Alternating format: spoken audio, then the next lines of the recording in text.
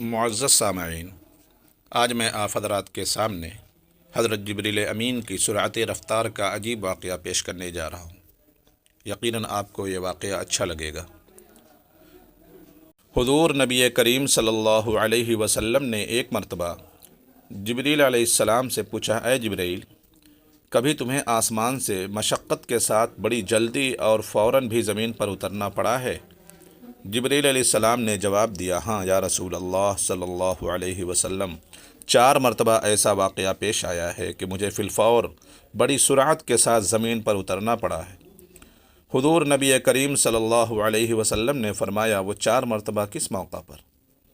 جبریل علیہ السلام نے عرض کیا، ایک تو جب حضرت ابراہیم علیہ السلام کو آگ میں ڈالا گیا تو میں اس وقت عرش الہی کے نیچے تھا۔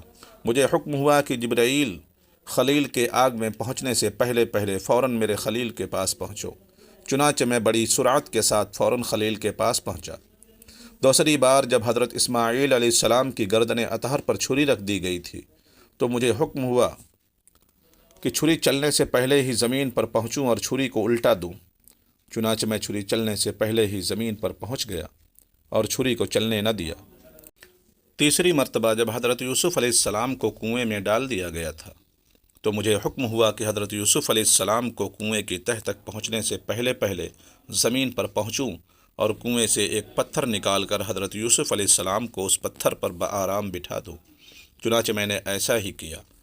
اور چوتھی مرتبہ یا رسول اللہ صلی اللہ علیہ وسلم، جب کہ کافروں نے حضور صلی اللہ علیہ وسلم کا دندان مبارک شہید کیا تو مجھے حکم الہی ہوا کہ میں فوراً زمین پر پہنچوں اور حضور صلی اللہ علیہ وسلم کے دندان مبارک کے خون کا قطرہ بھی زمین پر نہ گرنے دوں اور زمین پر گرنے سے پہلے ہی میں وہ خون مبارک اپنے ہاتھوں پر لے لوں۔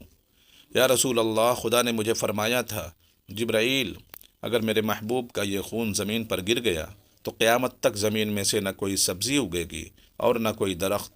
چنانچہ میں بڑی تیزی کے ساتھ زمین پر پہنچا اور حضور نبی کریم صلی اللہ علیہ وسلم کے خون مبارک کو اپنے ہاتھ پر لے لیا۔ عزیز ساتھیو، واقعہ انتہائی اہمیت کا حامل ہے اور شاید ہی ایسا واقعہ آپ نے سنا ہو۔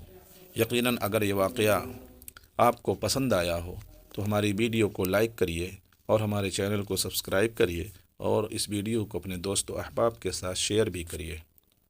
السلام علیکم ورحمۃ اللہ وبرکاتہ۔